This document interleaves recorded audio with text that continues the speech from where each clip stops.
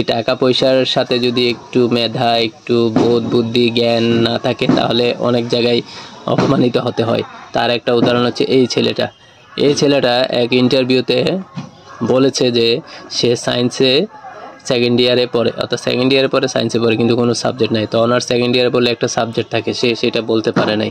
এটা গেলে একটা কথা। পরবর্তীতে আবার আরেক ভিডিওতে বলছে যে সে ইচ্ছা করে এরকম বলেছে, আর সে আসলে পদার্থবিজ্ঞান নিয়ে পড়ে। নাম্বার 2, এখন প্রথমটা তাহলে যদি ইচ্ছা করে বলে থাকে, তো দ্বিতীয়টা তাহলে সত্যি কথা, সে পদার্থবিজ্ঞানে পড়ে। তৃতীয়তে সে আবার তার চ্যানেলে গিয়ে আবার বলছে যে তার দ্বিতীয় কথাটাও সে মিথ্যা বলেছে। আসলে সে এসএসসি দিয়েছে, তারপর এইচএসসি দিল, তারপর তার বাবা মারা গেল, তারপর পারিবারিক কারণে কোনো কারণে সে আর পরীক্ষা দিতে পারে নাই। এখন চিন্তা করেন কোনটা সত্য কোনটা মিথ্যা।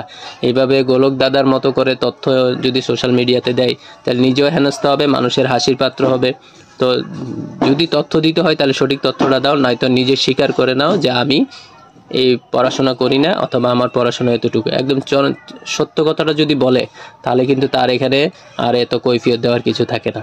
তো মানুষ টাকা পয়সা ইনকাম করবে, জীবনে সফল হবে, সব কিছুই করবে।